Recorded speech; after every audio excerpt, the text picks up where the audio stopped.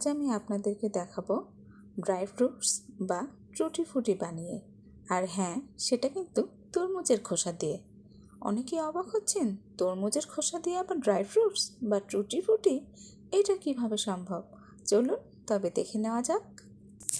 তরমুজের খোসা দিয়ে টুটি ফ্রুটি বা ড্রাই ফ্রুটস বা মোরব্বা তৈরি করতে আমাদের যা যা লাগছে তা হলো চিনি, তরমুজের খোসা, 3 রঙের ফুড কালার। এখানে আমরা নিয়েছি লাল, নীল এবং সবুজ, এই 3 রঙের ফুড কালার। প্রথমে আমরা তরমুজের খোসাগুলোকে ভালোভাবে ছিলে ধুয়ে কিউব করে কেটে নিয়েছি। তারপরে একটি পাত্রে পানি নিয়ে তাতে চিনি ঢেলে দিলাম। চিনিগুলো যখন গলে যাবে তখন আমরা এতে তরমুজের খোসাগুলোকে দিয়ে দিব। এখন এগুলোকে আঝাড়ি আঁচে 30 থেকে 40 মিনিট ধরে আমরা সেদ্ধ করব।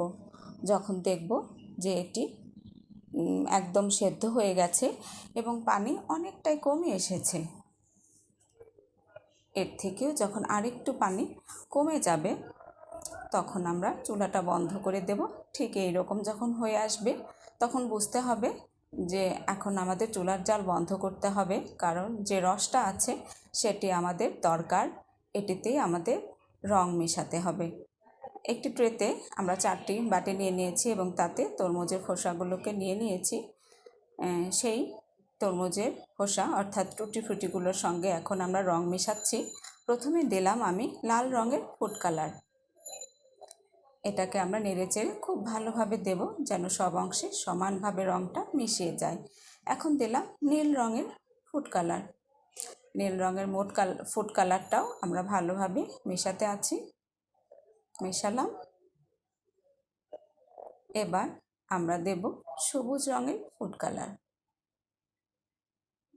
দিয়ে দিচ্ছি সবুজ রঙের ফুড কালার। এটাও ভালোভাবে মিশিয়ে নিলাম এবং চতুর্থ যে বাটিটা আছে সেটাতে আমরা কোনো রঙের ফুড কালার মেশাবো না, এটাকে আমরা নর্মাল রঙে রাখতে চাইছি। এখন এই বাটিগুলোকে আমি 1 রাতের জন্য রেখে দেব যেন এই রস থেকে রঙগুলোকে ভালোভাবে শুষে নেয় এই টুটি ফ্রুটিগুলো।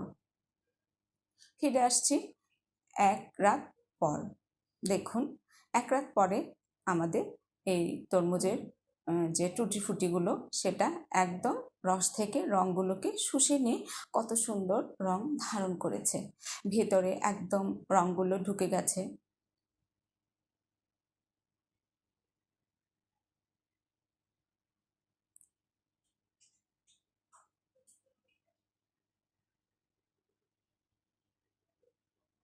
এখন এই রসগুলো থেকে আমরা টুটি ফ্রুটিগুলোকে আলাদা করে নেব, রসগুলোকে ছেঁকে ফেলে দেব এবং এই টুটি ফ্রুটিগুলোকে আমরা শুকাতে দেব 1 দিনের জন্য।